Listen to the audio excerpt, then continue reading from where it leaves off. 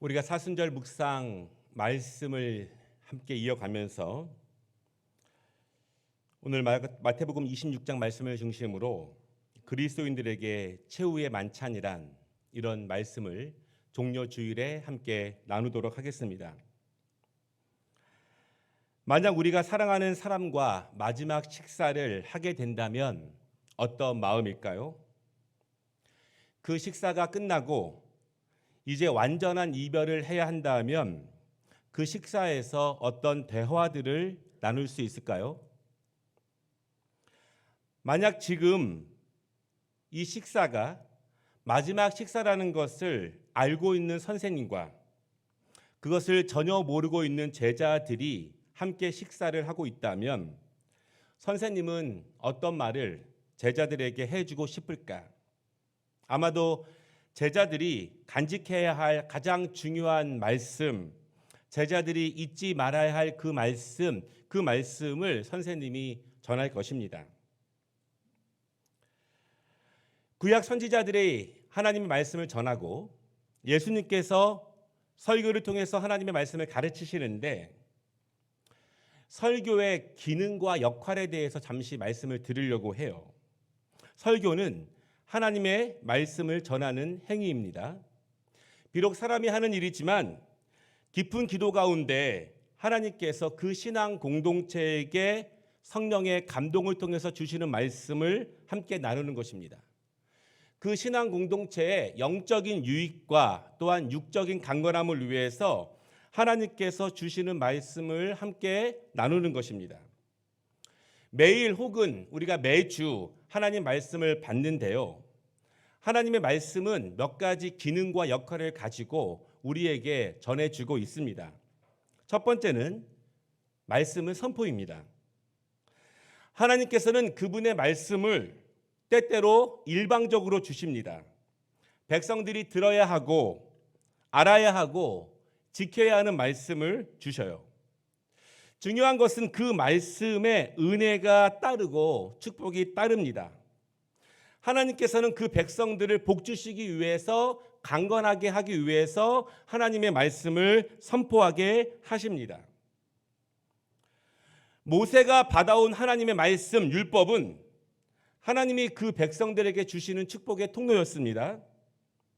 그 말씀은 백성들이 전혀 예상하지 못한 말씀이고 전혀 기대하지도 못한 말씀이었습니다. 그러나 하나님의 말씀 선포를 믿음으로 받고 그 말씀대로 따라갈 때 그것은 그들에게 축복의 길이 되는 말씀입니다. 두 번째 하나님 말씀 설교는요. 우리를 깨닫게 하기 위해서 말씀을 주십니다. 선지자들이 전한 말씀은 이스라엘을 다시 축복의 길로 돌이키기 위한 말씀이었습니다. 그들이 죄 속에 빠져 있었을 때, 그들이 하나님의 말씀을 떠나 있었을 때, 그래서 망하는 길로 접어들었을 때, 그래서 스스로 전혀 깨닫지 못하고 있었을 때 하나님은 말씀을 주십니다. 그 말씀은 이스라엘 백성들을 깨닫게 하는 데 목적이 있습니다. 그리고 깨달아서 다시 복된 자리로 돌아오게 하는 말씀이에요. 만약 귀 있는 자가 그 말씀을 나의 말씀으로 듣고 받고 돌아오면 다시 하나님의 복 안에 거하게 됩니다. 세 번째 말씀은 가르침을 위한 말씀이에요.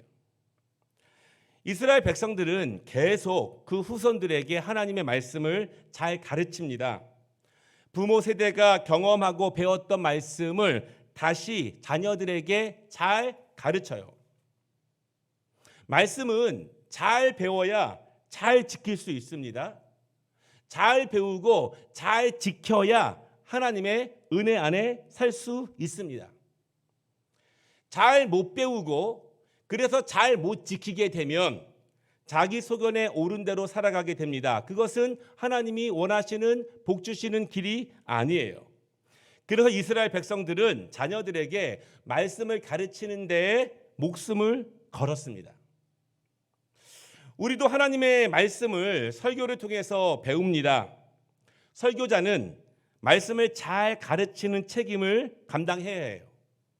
기도하면서 하나님께서 그 신앙 공동체에게 주시는 말씀을 잘 전해야 합니다. 듣기 좋은 말씀만 전하는 것이 하나님의 뜻은 아니에요. 하나님의 말씀에 어떤 의미가 있는지, 이 말씀에 어떤 축복이 있는지, 그 말씀 가운데 어떤 벌이 있는지, 어떻게 하나님을 섬겨야 하는지 잘 배워야 잘 지킬 수가 있습니다. 모르면 잘 지킬 수가 없어요. 우리는 그래서 하나님 말씀을 들을 때 집중해서 마음을 다해서 잘 배워야 합니다. 내가 지금 듣고 있는 말씀이 어떤 의미가 있는 것인지 우리가 잘 배워야 한다는 것입니다. 네 번째는요, 하나님 말씀은 잊지 말고 기억하게 하는 것입니다. 이스라엘 백성들은 절기 때가 되면은 똑같은 말씀을 읽고 그 말씀을 해석하면서 나눠요. 말씀은 매번 똑같은 말씀이지만 듣는 사람들은 매번 다릅니다. 왜냐하면 또 시간이 흐르기 때문에 그렇습니다. 그들이 똑같은 말씀을 또 들어야 하는 이유가 있습니다. 왜냐하면 꼭 기억해야만 하는 말씀이기 때문에 또 들어야 해요. 잊으면 안 되는 말씀이기 때문에 또 들어야 합니다. 그래서 이스라엘 백성들은 절기마다 같은 말씀을 읽고 그 말씀을 들으면서 하나님의 은혜를 기억합니다. 조상들의 모습을 보면서 따라가기도 하지만 조상들의 모습을 보면서 반성하고 우리는 그렇게 살지 않기를 다짐하기도 합니다. 우리도 하나님의 말씀을 듣습니다. 그리고 하나님의 말씀을 기억해야 합니다. 너무나 중요한 말씀들은 우리가 잊으면 안 되는 말씀이기 때문에 우리는 반복적으로 듣고 배우고 기억해야 합니다. 때로는 너무나 중요한 말씀인데 우리가 너무 자주 잊어버리기 때문에 우리는 계속 반복적으로 들으면서 그 말씀을 기억하고 꼭 지키며 나아가는 것입니다. 오늘 우리가 40일 동안 기도하고 묵상하는 이 사순절 말씀 중에서 오늘 종려주일에 해당하는 이 마지막 최후의 만찬 부분의 말씀을 같이 나눴습니다. 성만찬에 대한 부분입니다. 세례를 받은 그리스도인이라면 매주 혹은 매월 자주 행하는 이 성만찬을 참여합니다. 신앙 공동체가 함께 예배를 드리고 떡을 먹고 잔을 나누는 행위예요. 물론 대부분의 그리스도인들이 우리가 참여하는 이 성만찬이 어떤 의미인지를 알고 있습니다. 그러나 정확히 알고 참여하는 분들은 많지 않습니다. 그냥 너무 자주 하다 보면은 아무 의미 없이 무덤덤하게 본질의 의미를 잘 모르면서 그저 참여할 때가 있습니다. 여러분, 그러나 이 성만찬이요, 예수님께서 십자가에 못 박혀 죽으시기 전에 사랑하는 제자들과 마지막 식사 자리에서 행하신 것이라면, 마지막으로 그들과 이별하기 전에 행하신 식사 자리라면, 거기서 이루어진 성만찬이라면 우리가 그 성만찬의 의미를 바르게 배우는 것이 너무나 중요해요. 왜냐하면 바르게 배우고 바르고 알게 참여할 때 그 은혜가 더할 수 있습니다. 예수님께서 기념하라고 말씀하신 이 성만찬이기 때문에 우리가 더욱더 그러합니다.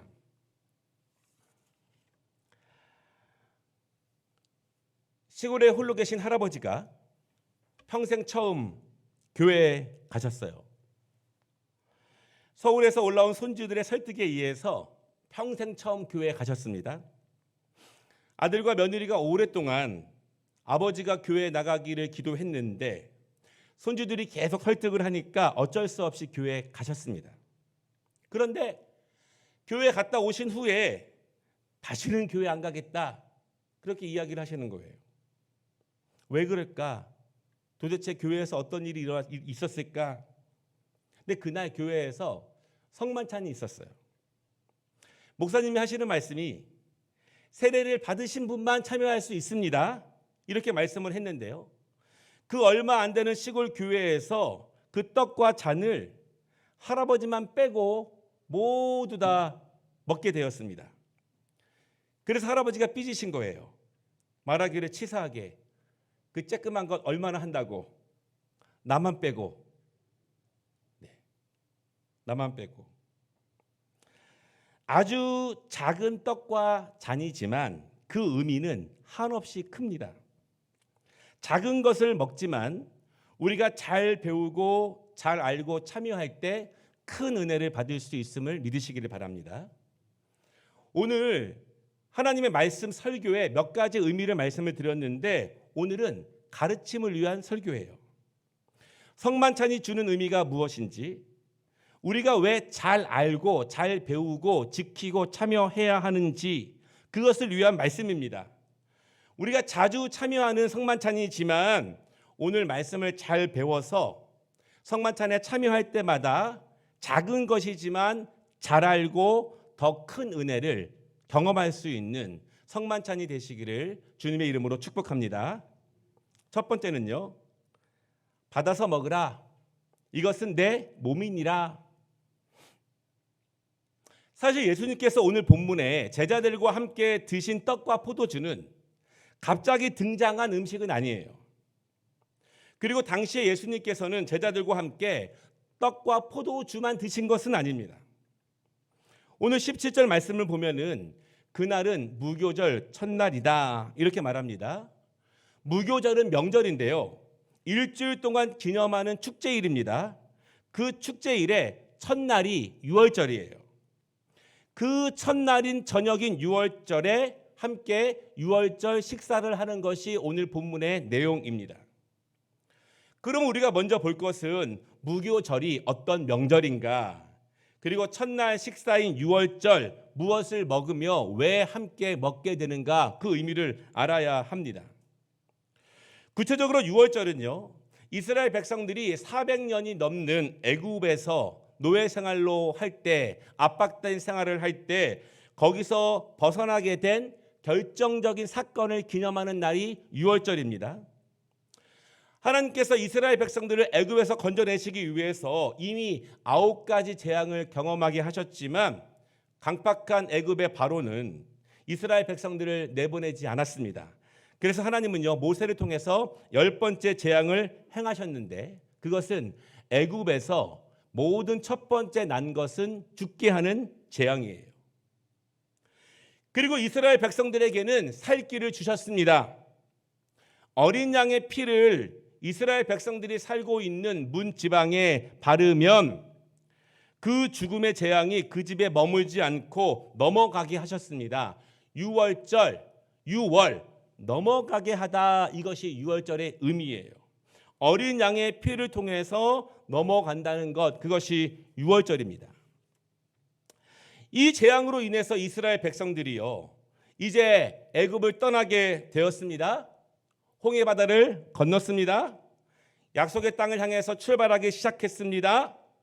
그것은 광야였어요. 그런데 광야에는 먹을 것이 없습니다.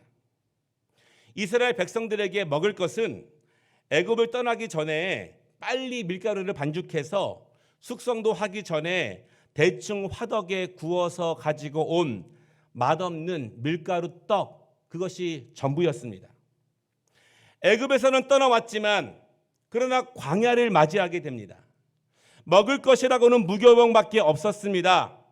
그때 그 출애굽의 사건과 광야에서의 40년의 시간들을 다시 기억하고 기념하는 것이 일주일간의 무교절, 명절, 축제예요.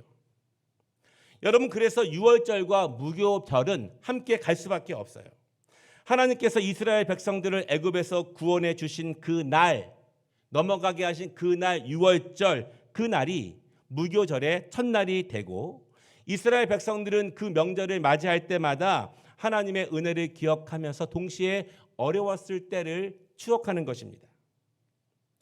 그리고 그 무교절의 첫날인 유월절 저녁에 이스라엘 백성들은요, 조상 때부터 내려오는 전통 식단으로 모든 가족이 모여서 식사를 하게 하는데 그것이 오늘 말씀의 내용입니다. 오늘 18절을 보면은 예수님께서 예루살렘 성 안에 어느 집에 가서 식사를 준비하라고 말씀을 하셨습니다. 그날이 유월절 저녁입니다. 그래서 거의 모든 집집마다 같은 음식을 준비해서 같이 먹습니다. 그리고 그냥 먹는 것이 아니라 조상적부터 내려온 순서에 맞게 식사를 하게 됩니다. 이스라엘 사람들은요, 모든 누룩을 제외한 빵, 맛없는 무교병을 먹었고 광야에서만 구할 수 있는 작은 쓴 나물을 함께 먹으면서 포도주를 마시는 것이 유월절의 식사의 음식입니다. 여러분, 그런데 이 유월절 저녁 식사가 이런 내용인데요, 유월절 낮에 할 일이 있습니다. 그것은 예루살렘 성전에서 수천 마리의 어린 양이 그날 낮에 제물로 드려집니다. 어린 양의 피로 죽음의 재앙이 지나갔던 출애굽 그때를 기억하면서 이스라엘 백성들은 유월절 낮에 수천 마리의 어린 양을 하나님께 드림으로 그날을 감사해요. 200만 명이 넘는 이스라엘 사람들이 애굽에서 나왔다면, 그때 문지방에 피를 발랐다면 얼마나 많은 어린 양이 제물로 드려졌겠습니까? 그리고 그날 저녁에 식사를 하는데요, 단순히 그냥 먹는 식사가 아니에요. 출애굽을 기념하는 식사입니다. 그리고 일종의 예식과 함께 그 식사를 참여하게 됩니다. 그 예식의 중요한 부분은 시편 113편부터 118편까지를 하나씩 낭송하고, 그리고 식사하고, 낭송하고, 식사하면서 그날 유월절 저녁 식사를 온 가족이 함께 나누게 됩니다. 이때 예수님께서 식사 중에 26절에 보니까 떡을 가지사 축복하시고 떼어 제자들에게 주시며 이르시되 받아서 먹으라, 이것은 내 몸이니라, 이렇게 말씀을 하세요. 그들이 지금 먹고 있는 떡은 광야에서 조상들이 먹었던 맛없는 무교병입니다. 예수님은 그 맛없는 떡을 예수님의 몸과 연관을 시키고 있어요. 무슨 의미일까요? 고난의 의미예요. 무교병 자체가 이스라엘 백성들이 그들의 온 역사 가운데서 가장 큰 고통으로부터 해방될 때 먹은 떡입니다. 400년간의 압박으로부터 자유함을 얻게 한 떡이 바로 이 떡이에요. 비록 맛없는 떡이지만 그런 역사가 있는 떡입니다. 이스라엘 백성들이 자유함을 얻기 위해서 애굽에서 나왔습니다. 해방되었습니다. 그런데 해방되었다고 해서 바로 행복이 찾아오는 것은 아니었어요. 해방은 되었지만, 자유함을 얻었지만 당장 그들의 손에 들려져 있는 것은 고난의 떡이에요. 맛없는 떡. 그래서 이스라엘 백성들은요, 그 고난의 떡을 먹으면서 약속의 땅, 자유의 땅, 축복의 땅으로 한 걸음씩 한 걸음씩 걸어가게 됩니다. 그 떡을 먹으면서 걸어가는 거예요. 우리가 성만찬에서 주님의 몸인 그 떡을 먹는 의미가 바로 이것입니다. 주님의 몸을 의미하는 그 떡, 성만찬의 작은 떡, 그것은 우리가 약속의 땅을 향해서 걸어가면서 경험할 수밖에 없는 고난을 생각하게 하는 것입니다. 자유함을 얻었습니다. 해방되었습니다. 그러나 우리에게 바로 자유의 길과 축복의 길이 열리는 것은 아니었어요. 우리 손에 들려져 있는 것은 고난의 떡입니다. 그러나 이 떡을 받으면서 우리는 주님을 생각하고 이스라엘 백성들이 걸어갔던 그 길을 생각합니다. 그리고 우리는 이렇게 고백하는 것입니다. 나를 부인하겠습니다. 저도 나의 십자가를 지고 오늘 그 약속의 땅을 향해 걸어가겠습니다. 이렇게 다짐하는 거예요. 우리가 그 작은 떡이지만 그 떡을 먹을 때마다 주님의 고난에 동참하는 것입니다. 예수님을 따라가는 길이 험하고 불편하고 힘든 고난의 길입니다. 그것을 알고 가는 것입니다. 그러나 그 길 끝에는 하나님의 축복이 있고 약속이 있는 땅이 있다는 것을 믿기에 소망을 가지고 그 길을 걸어가는 거예요.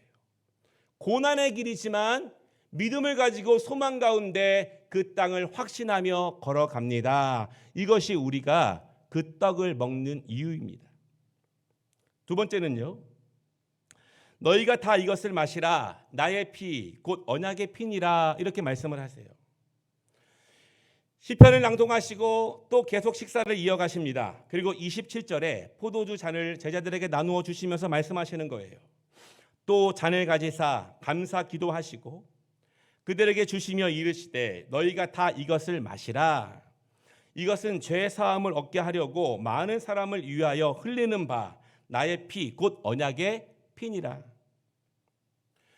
우리가 함께 참여하는 그 성만찬의 작은 잔, 그것은 의미가 있습니다. 두 가지 의미가 있는데, 첫째는 죽음을 넘어가게 한 어린 양의 피예요. 유월절 식사, 그 식사는 단순히 즐겁고 취하기 위해서 포도주를 마시는 것이 아닙니다. 그 포도주를 마시면서 애굽에서 그 조상들이 나올 때 죽음의 재앙에서 자신들을 살리기 위해서 죽은 수많은 어린 양의 피, 그 어린 양의 피로 구원받은 것을 기념하면서 그 잔을 마십니다. 여러분, 중요한 것은요, 어린 양 그 피 자체에 어떤 능력이 있는 것은 아닙니다. 피만 바른다고 사는 것은 아니에요. 진짜 능력은 그렇게 하면 살리라, 이 하나님의 말씀을 받고 믿기 때문에 행함으로 그 어린 양의 피를 문지방에 바를 때 능력이 나타나는 것입니다. 그저 어린 양의 피에 능력이 있는 것이 아니라, 바르는 것에 능력이 있는 것이 아니라, 믿고 행할 때 그때 죽음이 넘어가는 능력이 나타남을 믿으시기를 바랍니다. 그래서 유월절에 마시는 포도주, 성만찬의 그 잔은 믿음의 포도주입니다. 약속의 피예요. 그리고 언약의 피입니다. 그리고 그 피는 살리는 생명이 됩니다. 우리가 작은 잔을 마실 때 그 잔이 오늘 나를 또다시 살리고 우리의 모든 어두움을 강건하게 하는, 나를 살리는 피, 우리를 죽음으로부터 넘어가게 하는 그 잔이라는 사실을 여러분 믿으시기 바랍니다. 두 번째, 그 잔의 의미는 죄사함을 위해서 흘리신 하나님의 보혈이에요. 모든 사람을 구원하기 위한 어린 양 예수님의 피라고 말씀을 하세요. 이 식사를 마치신 후 얼마 후 예수님은 어린 양으로서 십자가에서 피를 흘리시게 됩니다. 구원은 믿음으로 시작됩니다. 그리고 행함으로 완성이 됩니다. 어린 양의 피를 문지방에 바르면 살리라, 이 말씀을 모세에게 들었어요. 그러나 어린 양의 피에 무슨 능력이 있겠느냐, 늘 보는 어린 양인데, 이렇게 말하면서 믿지 않고 행하지 않으면 그들은 죽습니다. 나는 그렇게 생각하지 않습니다. 내 계획은 다릅니다. 나는 다른 살 길이 있습니다. 이렇게 말하고 행하지 않으면 그들은 죽습니다. 들었지만 믿지 않고 행하지 않으면 그들은 죽었을 것입니다. 듣고 믿고 받아들이고 행하고, 유월절의 은혜를 통해서 구원받은 이스라엘 백성들, 그들은 말씀을 들었습니다. 예기치 않는 말씀, 이성적인 말씀이 아니었어요. 경험되어진 말씀도 아니었습니다. 많이 해본 말씀도 아니었습니다. 그러나 그 말씀을 들었습니다. 들으면 구원이 시작됩니다. 못 들으면 죽음의 재앙이 넘어가지 않습니다. 그리고 들었으면 믿어야 하는 거예요. 우리의 모든 이성적인 경험과 지식을 초월하는 그 어린 양의 피, 그 피에 구원이 있다는 말씀을 믿는 것입니다. 믿으면 행하게 됩니다. 행했을 때 구원이 임합니다. 이것이 어린 양의 피의 능력이라는 사실을 여러분 믿으시기를 바랍니다. 십자가 예수님의 피는 이런 능력의 피예요. 어린 양 대신 예수 그리스도께서 나의 죄를 위해서 돌아가셨다, 그 사실을 우리가 들었습니다. 그리고 우리가 믿습니다. 그리고 우리가 주님이 걸어가신 그 길을 따라 나아가게 됩니다. 이것이 우리가 구원받는 믿음이에요. 우리의 구원을 위해서 우리가 행하는 수고는 그저 어린 양의 피를 문지방에 바르는 정도의 수고밖에 없습니다. 우리의 수고로 구원이 임하는 것이 아니라 우리가 그 말씀을 듣고, 단순한 말씀이에요. 어린 양의 피를 바르면 살리라. 예수의 보혈을 믿으면 살리라. 그 단순한 말씀을 내가 듣고 인정하고 믿고 행하면 우리에게 그 구원의 은혜가 있음을 여러분 믿으시기를 바랍니다. 예수님의 피는 모든 사람들을 살립니다. 중요한 것은 믿는 자만 살리는 거예요. 어린 양의 피를 문지방에 바르는 믿음처럼 예수의 보혈이 우리를 살린다고 하는 그 말씀을 믿는 자만 살아나게 됩니다. 그러므로 우리가 성만찬에서 그 작은 잔을 받을 때 이렇게 고백하는 것입니다. 주님의 십자가의 보혈로 내가 구원받았습니다. 이제 저도 누군가를 살리는 주님의 사역에 동참하겠습니다. 이것이 주님의 잔을 제대로 알고 받는 은혜이며 능력이 됩니다. 말씀을 마치겠습니다. 성경에 많은 이야기가 있고 예수님께서 행하신 많은 일들이 있습니다. 그런데 예수님께서 기념하라 이렇게 말씀하신 것은 이 성만찬이 유일해요. 누가복음 22장 19절에 보면 또 떡을 가져 감사 기도하시고 떼어 그들에게 주시며 이르시되 이것은 너희를 위하여 주는 내 몸이라. 내가 이를 행하여 나를 기념하라 하시고, 기념하라고 하신 말씀 때문에 지금도 우리는 주님의 떡과 잔을 나누는 것입니다. 나누면서 십자가의 고난의 떡을 먹고 예수님의 보혈의 피를 마시며 우리가 죽음에서 생명으로 건져졌다는 것을 다시 한번 다짐하는 것입니다. 오늘 우리가 종려주일을 맞이해서 주님이 제자들과 함께 마지막으로 나누신 제자들과의 그 최후의 만찬, 유월절 식사의 의미를 함께 살펴보았습니다. 우리도 주님의 가르침을 잘 배워야 잘 따라갈 수 있고, 잘 따라가야 주님의 언약의 은혜를 받을 수 있음을 믿으시기를 바랍니다. 우리가 앞으로 코로나가 끝나면 성만찬을 진행할 것입니다. 그때마다 오늘 말씀처럼 잘 알고 잘 받고 잘 행해서 오늘 그 성만찬의 축복이 우리에게 온전하게 임하는 은혜를 누리시기를 주님의 이름으로 축복합니다. 기도하겠습니다. 어린 양의 피는 구원의 피입니다. 죽음에서 생명으로 인도하는 피입니다. 그 말씀을 믿고 받고 인정하고 행함에 구원이 있습니다. 예수 그리스도의 보혈이 우리를 살립니다. 영원한 하나님의 나라로 인도하며 이 땅에서의 우리의 능력 있는 삶으로 인도하십니다. 그 사실을 믿고 받아들이고 인정하고 주님의 제자의 길을 믿음으로 걸어가기를 원합니다. 그 은혜를 저희가 누릴 수 있도록 축복하시고 잘 배워서 잘 지키고 잘 행해서 말씀의 축복이 우리에게 그대로 이루어지는 은혜를 누릴 수 있도록 주여 인도하여 주시옵소서. 예수님의 이름으로 기도드리옵나이다.